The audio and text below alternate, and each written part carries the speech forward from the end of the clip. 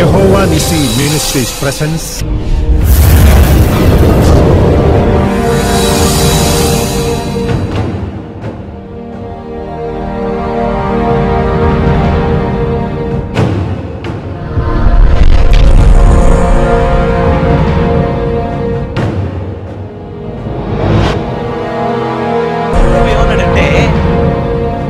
కొత్త ద్రాక్షారసపు తిత్తుల్లో పాతది పోయకండి.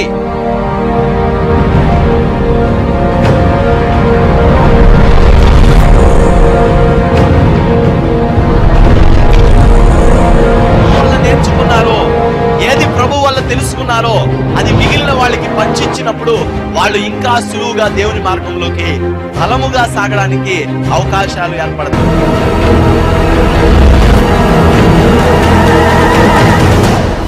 ఈ మూర్ఖుడు సువార్త చెప్తాడా? నా ప్రభు అంటాడు, ఆ బెన్యామీను గోత్రం వాడినే ముక్కు పట్టుకు లాక్కొస్తాను, వాడితోనే చెప్పిస్తాను ఈ సువార్త. హల్లెలూయా.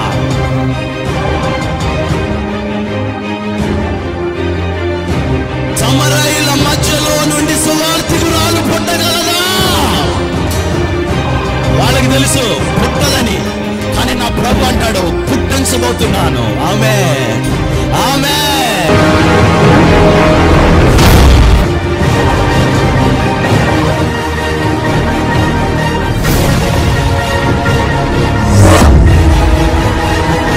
యెహోవా నిస్సి జయధ్వజం, యేసు రక్తమే మా విజయం. యెహోవా నిస్సి జయధ్వజం, యేసు రక్తమే మా విజయం. జయం జయం యేసు రక్తం జయం, జయం జయం యేసు రక్తం జయం, జయం జయం యేసు రక్తం జయం. దేవుని నామానికి స్తోత్రాలు. మన ప్రభువు ప్రియరక్షకుడైన యేసుక్రీస్తు ప్రభావం కలిగిన నామంలో ఈ అభిషేక ఆరాధన పండుగలు కూడి వచ్చిన మీ అందరికీ కూడా ప్రభు నామం పేరిట వందనాలు చెల్లిస్తున్నా. మరొక దినము ఈ రీతిగా దేవుని సన్నిధిలో మనమందరం ఉండడానికి కృప చూపించిన దేవునికి ఏమిచ్చి రుణం తీర్చలేం. దేవుని సన్నిధిలో మనల్ని దేవుడు సజీవు లెక్కలో ఉంచాడు గనుక మనం దేవుని స్తుతించగలుగుతున్నాం. మన్ను ఆయనను స్తుతించలేదు. సజీవులుగా ఉన్నాం గనుక మనం ఆయన స్తుతిస్తున్నాం. అవునన్న వాళ్ళు గట్టిగా స్తోత్రం చెప్పండి. అవును, మనం సజీవంగా ఉన్నాం కాబట్టి ఆయన ఏం చేయగలుగుతున్నాం? స్తుతించగలుగుతున్నాం. మన్ను ఆయన్ని స్తుతించలేదు, ఈ మట్టి దేవుణ్ణి స్తుతించలేదు, కానీ సజీవులమైన మనం దేవుణ్ణి స్తుతించగలుగుతున్నాం. దేవుడు తన ఆత్మ ద్వారా మనల్ని సజీవులుగా చేశాడు, మనల్ని బలపరిచాడు. రాత్రికాల సమయంలో కొన్ని విషయాలు మీతో పంచుకున్నాను. నేను వెలిగించాను, దాన్ని ఎవడు ఆర్పలేడు. ఆయన గనుక మన హృదయాల్లో ఆయన దీపం వెలిగిస్తే దాన్ని ఎవ్వడు ఎట్టి పరిస్థితుల్లోనూ ఆర్పలేడు.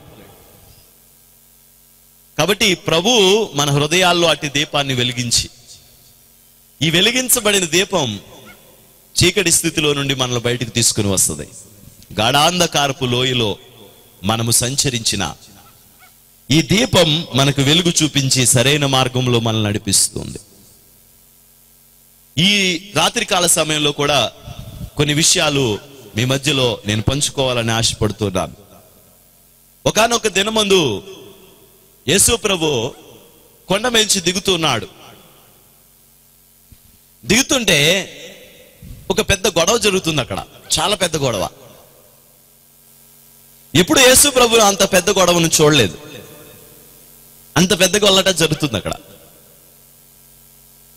చాలా పెద్ద గొడవ జరుగుతుంది. ఆ గొడవ జరుగుతుంటే యేసు ప్రభు నడుచుకుంటూ వెళ్ళి ఏమైంది అని అడిగాడు. ఏమైంది, ఏంటి గొడవ ఏంటి? ఎవరికి జరుగుతుందంటే శిష్యులకి ఎవరో పెద్ద ఆయనకి జరుగుతుంది.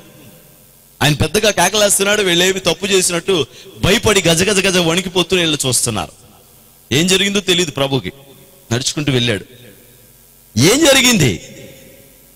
వాళ్ళు బిత్తరపోయి అలా చూస్తున్నారు ఆయన. ఇంకా మళ్ళీ అడుగుతాడు, ఏం జరిగింది? వాళ్ళు ఏం చెప్తారు కానీ నేను చెప్తాను విను. మహాభక్తులు, ప్రార్థనా పరులు అనుకుని నీ శిష్యులకి నా కొడుకుని అప్పగించాను, చంపేశారు వీడిని అని గట్టిగా అంటున్నాడు యేసు ప్రభుతో. మహాభక్తులు అనుకున్నాను నేను చూసి, వీళ్ళ యొక్క నడకలు, వీళ్ళ యొక్క మాటలు, వీళ్ళ అంగీలు చూసి మహాభక్తులు అనుకుని అప్పగించాను, చంపేశారు నా కొడుకుని అని యేసు ప్రభుతో అంటున్నాడు. యేసు ప్రభు వాళ్ళ వెంక చూశాడు, ఏమైంది ఏమైంది అంటున్నాడు. ఏం కాలేదు, నువ్వు మాకు అధికారం ఇచ్చావు కదా. అవును, ఏమిచ్చాడు? గట్టిగా చెప్పాలి. అధికారం ఇచ్చావు కదా. ఈ వ్యక్తి చిన్నప్పటి నుంచి రోగంతో ఉన్నాడట, వాడికి ఫిట్స్ వ్యాధి ఉందంట. మా దగ్గర తీసుకొచ్చి ప్రార్థన చేయించడానికి తీసుకొచ్చారు. నేనేమో యమ ప్రార్థన చేశాను గట్టిగా, యేసు నామములో పో అన్నట్టుగా చేశాను. ధబాల్మని పడిపోయాడు. పడిపోయి అలా కొట్టుకుంటున్నాడు.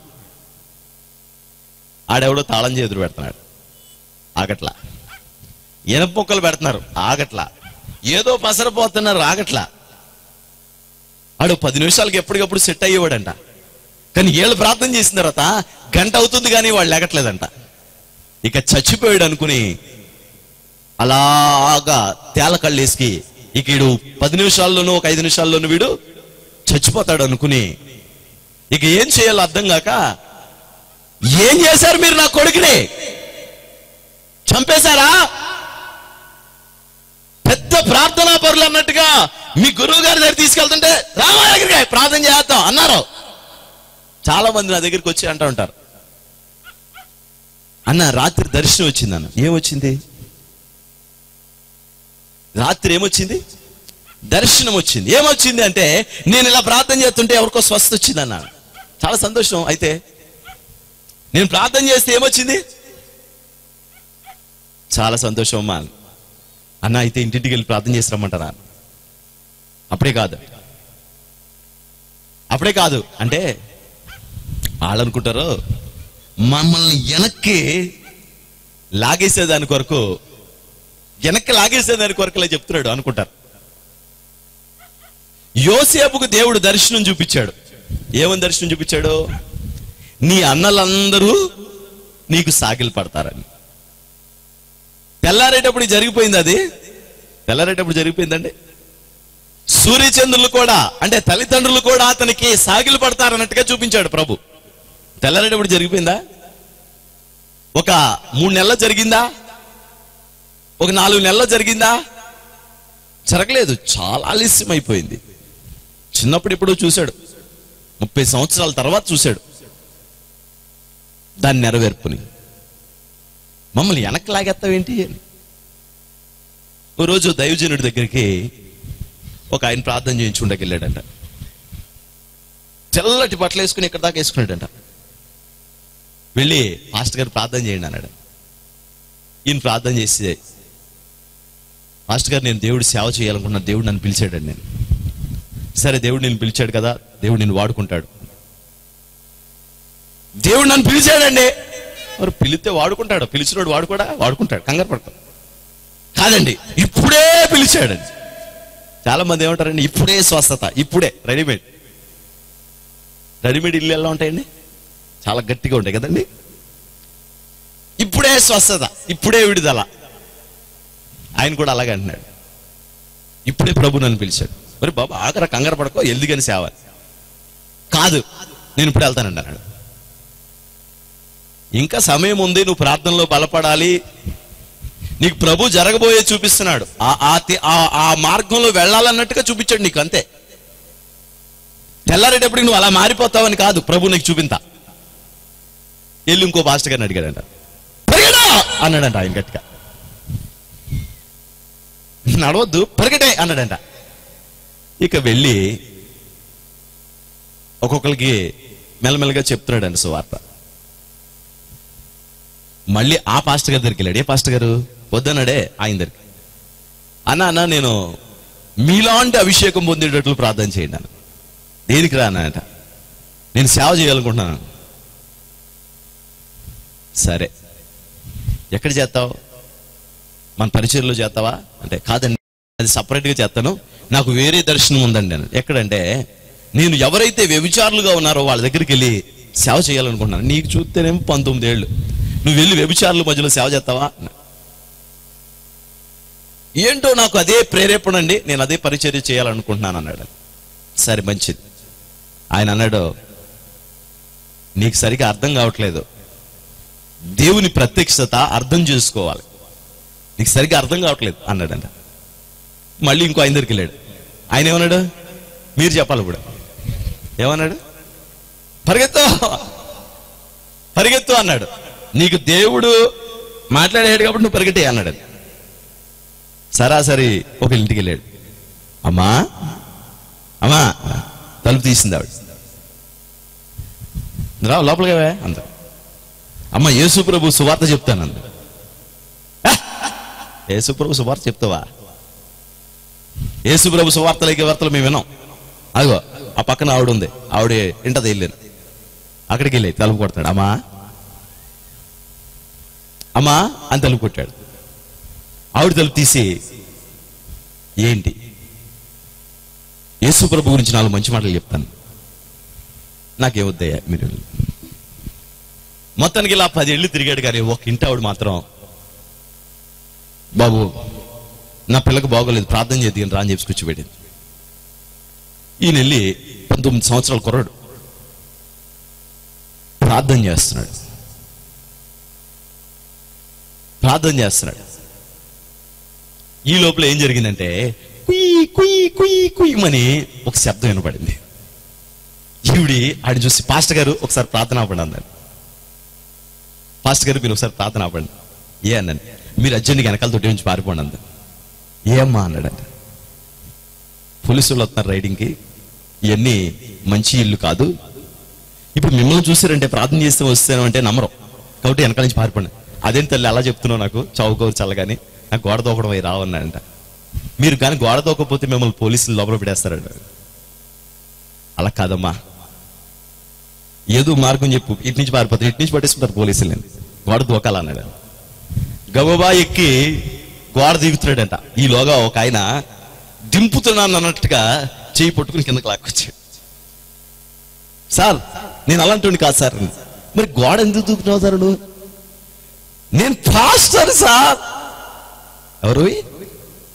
ఎవరివి? పాస్టర్వా? నువ్వు పాస్టర్వా? అవును సార్. నిన్ను పాస్టర్గా ఎవడు చేశాడు రా?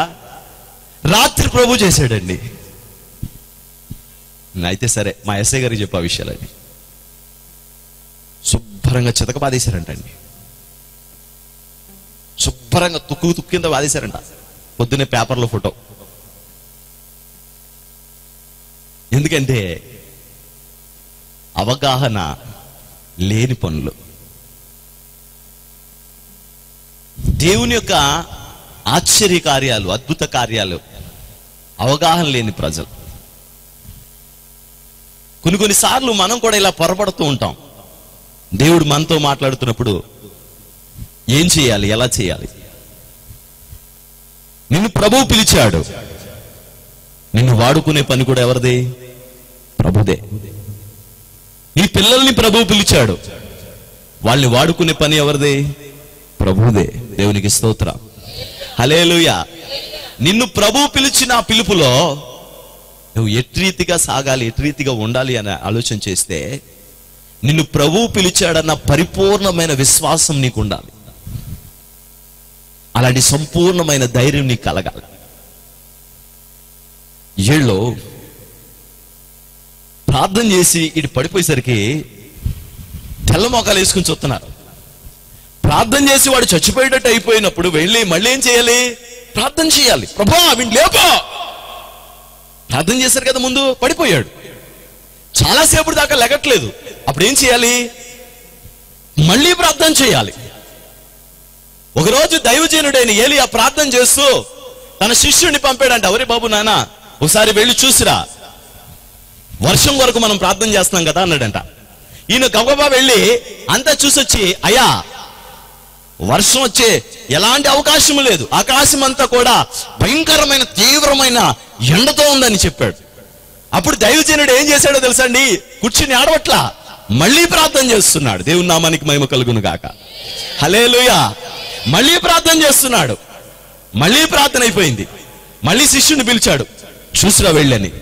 ఆయన మళ్ళీ వెళ్ళి, అయ్యా అవకాశమే లేదయ్యా అన్నాడంట. అప్పుడు దైవజనుడు మళ్ళీ కంగారు పడలా, మళ్ళీ ప్రార్థన చేశాడు. దేవుని నామానికి మహిమ కలుగును గాక. ఎన్నిసార్లు మీరు ఇలా చేస్తున్నారో నాకు తెలియదు. ఎన్నిసార్లు మీరు ఇలా భారంతో దేవుని సన్నిధిలో కనిపెడుతున్నారో నాకు తెలియదు. ఆయన మాత్రం ప్రార్థన చేస్తూనే ఉన్నాడంట. ఎప్పటిదాకా? దేవుడు ఆకాశంలో మేఘాన్ని చూపించేంత వరకు. దేవుని నామానికి మహిమ కలుగును గాక. ఆకాశంలో మేఘం చూపించేంత వరకు అతడు ప్రార్థన చేస్తూనే ఉన్నాడు.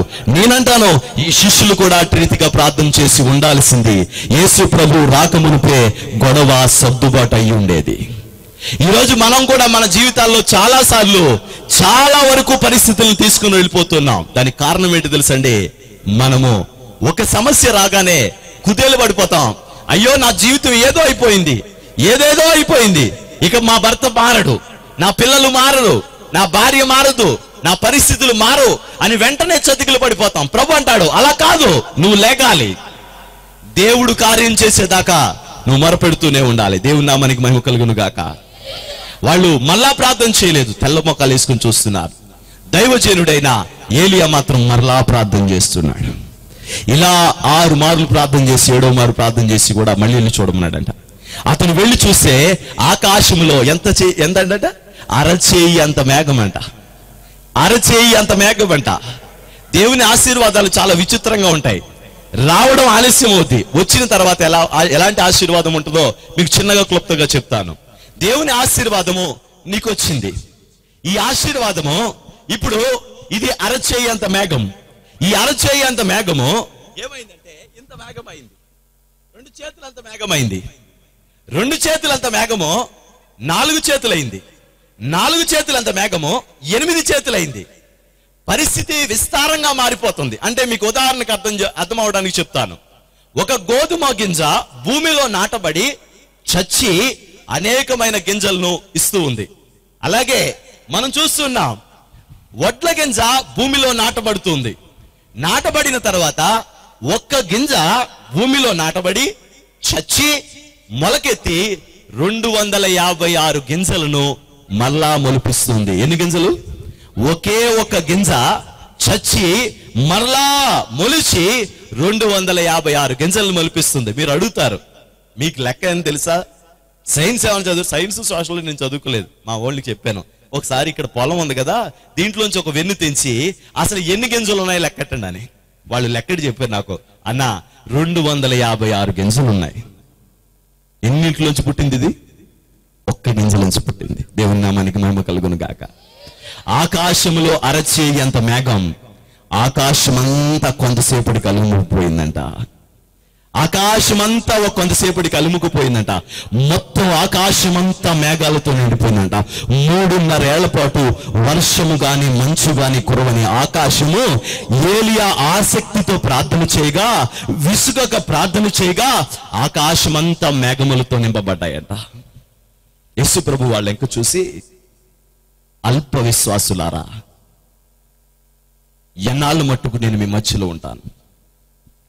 ఎందుకు మీరు అల్ప విశ్వాసులుగా విశ్వాసం కనపరచవలసిన మీరు ఎందుకు అల్ప విశ్వాసం కనపరుస్తున్నారు అని వాళ్ళ వైపు తిరిగి ఆయన కోపపడ్డాడు. ఈ రాత్రికాల సమయంలో కూడా అనేక మందితో దేవుడు ఇదే వర్తమానాన్ని చెప్పమంటున్నాడు. అల్ప విశ్వాసాన్ని కనపరిచే వాళ్ళతో దేవుడి రాత్రి ఒక విషయాన్ని, ఒక వర్తమానాన్ని చెప్పమంటున్నాడు. విశ్వాసముంచు, విశ్వాసముంచు, అద్భుతాన్ని చేయగలిగిన వాడు నీ దేవుడు. శూన్యములో సృష్టి కలుగు చేసిన వాడు నీ దేవుడు. ఒక్క గింజలో నుండి 256 గింజలకు ఆయన జీవాన్ని ఇచ్చిన వాడు నీ దేవుడు. అరచేయి అంత మేఘం ఆకాశమంతా అలుముకొని కుండపోతగా వర్షం కురిపించిన వాడు నీ దేవుడు. నీ దేవునికి అసాధ్యమైన కార్యాలంటూ ఏమీ లేవు. అయితే వారు వైపు యేసు ప్రభు చూసి వాళ్ళతో అంటున్నాడు, ఎందుకు మీరు అల్ప విశ్వాసాన్ని కనపరుస్తూ ఉన్నారు? చూద్దాం ఆ వాక్యం మనం చూస్తే గనక మార్కు సువార్త 9వ అధ్యాయం. మార్కు సువార్త 9వ అధ్యాయం 19వ వాక్యం. అందుకాయన విశ్వాసం లేని తరము వారులారా, విశ్వాసము లేని తరము వారులారా, నేను ఎంతకాలం మీతో నుందును, నేను ఎంతకాలము మీతో నుందును, ఎంతవరకు మిమ్మల్ని సహింతును, ఎంతవరకు మిమ్మును సహింతును, వానిని నా యొద్దకు తీసుకురండి వారితో వానిని నా యొద్దకు తీసుకురండి వారితో చెప్పగా. ఆయన తిడుతున్నాడు, వాళ్ళని గద్దిస్తున్నాడు. ఈరోజు మనమే విశ్వాసులుగా ఉన్న మనమే అవిశ్వాసం కనపరిస్తే లోకానికి మనం క్రీస్తుని ఎటు రీతిగా పరిచయం చేయగలం? మనమే దిగాలు పడిపోతే, మనమే భయపడిపోతే, మనమే కంగారు పడిపోతే, మనమే గలిబిలైపోతే ఇక లోకానికి మనమే సందేశం ఇవ్వగలుగుతామండి? మనం ఏమి ఇవ్వలేం. ఒక విశ్వాసి రక్షణ పొందని అనేకులకు ఒక ఆదర్శంగా కనబడాలి. మనం బొట్టు తీసేస్తున్నంత మాత్రాన మనల్ని చూసి అనేక మంది మారిపోరు. మీరు బైబిల్ పట్టుకుని వచ్చినంత మాత్రాన అనేక మంది మారిపోరు. మీరు ఇలా సువార్త కూడికలకు వచ్చినంత మాత్రాన మీ వెనకాల పడి అనేక మంది వచ్చి ఉండిపోరు. మీరు విశ్వాసాన్ని గనుక కనపరచగలిగితే అనేక మంది ప్రభువుని మిమ్మల్ని బట్టి తెలుసుకుంటారు. ఆ రోజు ప్రభు అంటున్నాడు, అల్ప విశ్వాసులారా, విశ్వాసము లేని వారులారా, ఎంతకాలం నేను మిమ్మల్ని సహించను అని చెప్పి ఆ వ్యక్తిని, ఆ తండ్రితో చెప్తున్నాడు, నువ్వు ఇలాగరా అని. వాడు బెలబెల ఏడుస్తున్నాడు. ప్రభు అన్నాడు వాళ్ళ శిష్యులతో, మీరు వాడిని నా దగ్గరికి తీసుకురండి అని ప్రభు వాళ్ళతో చెప్పాడు. వాడిని తీసుకొచ్చి యేసు ప్రభు దగ్గర పడుకోబెట్టారు. వాడితో ఆ తండ్రితో యేసు ప్రభు మాట్లాడుతున్నాడు. ఏమని మాట్లాడుతున్నాడు అని మనం చూసినట్లయితే కనుక ఆ 22వ వచనం ఒకసారి చదువుతాం. అది వాని నాశనము చేయవలనని తరచుగా అగ్నిలోను నీళ్లలోను పడద్రోయును. ఏమైనను నీ వలననైతే మా మీద కనికరపడి మాకు సహాయం చేయమను. అందుకు యేసు నమ్ముట నీ వలనైతే నమ్మువానికి సమస్తము సాధ్యమే. యేసు ప్రభు అంటాడు, నువ్వు నమ్మగలిగితే గనక, అంటే దాని అర్థం విశ్వాసం ఉంచగలిగితే గనక నీ జీవితంలో అసాధ్యం సాధ్యం అవబోతూ ఉంది. ఎంతమంది నమ్మగలరు ఈ విషయాన్ని? ఎంతమంది నమ్మగలరు? నువ్వు నమ్మగలిగితే దేవుడు అంటున్నాడు, నీ జీవితంలో అసాధ్యం అనుకున్న విషయం సాధ్యం అవబోతూ ఉంది. నీ జీవితంలో ఏది అసాధ్యం అనుకున్నావో అది సాధ్యం అవబోతూ ఉంది. నువ్వు విశ్వాసం కలగ ఉంచగలిగితే. ప్రభు అంటాడు, నువ్వు నమ్మగలిగితే నువ్వు ఒక అద్భుతాన్ని చూడగలుగుతావు. నమ్ముట నీ వల్ల అయితే నమ్మినా నీకు సమస్తము సాధ్యమవుతుంది. అప్పుడు ఆయన ఏమన్నాడు తెలుసండి? బాబు నమ్ముతున్నాయా బాబు అంటలేదు. మనమైతే ఏం చేస్తాం? నమ్ముతున్నావా? బాప్తీసం తీసుకుని నమ్ముతున్నానయ్యా. నమ్మితే బాప్తీసాలు తీసుకున్న వాళ్ళు మళ్ళీ సినిమాలు ఎందుకు చూస్తున్నారు? నమ్ముతున్నావా? నమ్ముతున్నానయ్యా. బాప్తీసాలు తీసుకునేవాడు మళ్ళీ బ్రాందీ షాపుల్లో ఎందుకు కూర్చుంటున్నాడు? నమ్ముతున్నావా? నమ్ముతున్నానయ్యా. మళ్ళీ సినిమా హాల్లో ఎందుకు తిరుగుతున్నాడు? నమ్ముతున్నామని చెప్తున్నారు, కానీ అది నిజం కాదు. కేవలం నోటితో చెప్తున్నారు. నమ్ముతున్నావా? యేసు ప్రభు 2000 సంవత్సరాల క్రిందట నీ కొరకు ఈ లోకానికి వచ్చాడని నమ్ముతున్నావా? నమ్ముతున్నాను. ఆయన కన్యమరేకు పుట్టాడని నమ్ముతున్నానండి. ఆయన 33.5 సంవత్సరాలు ఈ లోకంలో జీవించాడు, నమ్ముతున్నానండి. ఆయన నీ కొరకు శ్రమపడి నీ పాపముల నిమిత్తం చనిపోయాడని నమ్మపోవడం ఏంటండి? నమ్ముతున్నా. ఆయన తిరిగి పునరుద్ధానుడే లేచాడని నమ్ముతున్నావా? ఇప్పుడు నేను మిమ్మల్ని అడుగుతున్నాను, నమ్ముతున్నారా? ఆయన కూడా అలాగే అడుగుతాం, మేము కూడా అడుగుతాం, నమ్ముతున్నావా? అన్నిటికీ నమ్ముతున్నాను. పైన చెప్తారు, గిలుతారు. కింద ఏమడిగినా ఏమని చెప్పాలి? నమ్ముతున్నానని చెప్పాలి. ఈయనకేమీ తెలియదు పాపం. వాళ్ళ ఆవిడ బలవంతంగా తోసింది, తీసేసుకుంటే నీ సమస్యలు, నీ శోధనలు, నీ బాధలు అన్ని పోతాయనేసి ఆవిడ బలంగా దోసింది. అయితే నువ్వు పాస్టర్ గారు అడిగినప్పుడు ఏం చెప్పాలి? ఏం అడిగినా సరే ఏమాలి? నమ్ముచున్నాను. యేసుప్రభు అంటాడు, నమ్ముట నీ వల్ల అయితే నమ్మిన వారికి సాధ్యమని యేసుప్రభు చెప్తుంటే అతను ఏమన్నాడు తెలుసండి? మన వాళ్ళు అయితే ఏం చేస్తామండి? నమ్ముతున్నాం. ఓ రోజు ప్రార్థన జరుగుతుంటే ఒక ఇద్దరు ప్రార్థన వచ్చి వెనకాల కూర్చున్నారు. ఆమె ఇంత బొట్టు పెట్టుకుని ఉంది. అంటే ఇంకా పూర్తిగా రక్షణ అనుభవంలోకి రాలేదు, నాకు కొంచెం అర్థమైంది. అయిన తర్వాత వాళ్ళిద్దరు వచ్చి కూర్చుని ప్రార్థన చేసుకున్నారు. ఎదురు ఒక ఆవిడ ప్రార్థన చేస్తుంది, వీళ్ళు ఏకీభవించారు. ఇలా ఏకీభవించు అంటే ఆవిడ ఏదంటే అది నువ్వేమనాలి, అవును ప్రభువా, అవును ప్రభువా, అదే ఏకీభవించడం అంటే అని చెప్పిందంట. అది చెప్పింది. ఈవే ఎదురున్న ఆవిడ ప్రార్థన చేస్తుంది, ప్రభువా నేను కుక్కను తండ్రి, కుక్కను ప్రభువా అని అంటుంది. అంటే ఈవిడ వెనకాల నుంచి అవును ప్రభువా, అవును తండ్రి. ఆ పక్కన ఉన్న ఆవిడ కూడా అవును ప్రభువా, అవును ప్రభువా, నేను పందిని తండ్రి, అవును ప్రభువా. ఈవిడ మా పక్క నుంచి వెళ్ళి అవును ప్రభువా, అవును ప్రభువా, నేను పంటని తండ్రి, అవును ప్రభువా. నేను పాస్టర్ గారు నన్ను ఏం చేస్తున్నారండి, నన్ను ఈ పెంట కుక్క పంది ఏంటిది? చాలా మంది తగ్గింపు అనుకుంటూ ఉంటారు. ఇది ఏం తగ్గింపులు అండి బాబు? కుక్క ఇలా రా అన్నాను అనుకోండి ఎవరినన్నా విశ్వాసుల్ని, పాస్టర్ని కూడా చూడరు, పాస్టర్ని కూడా చూడరు, పటాలను కొడతారు కుక్క అంటే. వెనకాల ప్రార్థన అంటే వీళ్ళేమో అవును తండ్రి, అవును తండ్రి. నాకు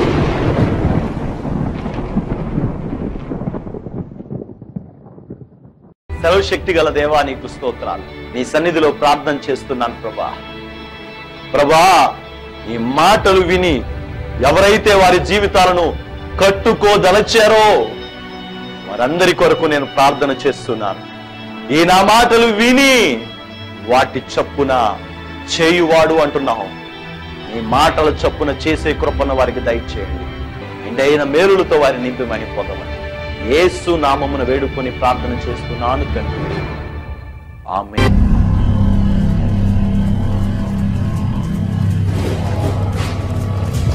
కళ అంతరించి నరుని కష్టమును బట్టి ఐశ్వర్యవంతుడు కాదు.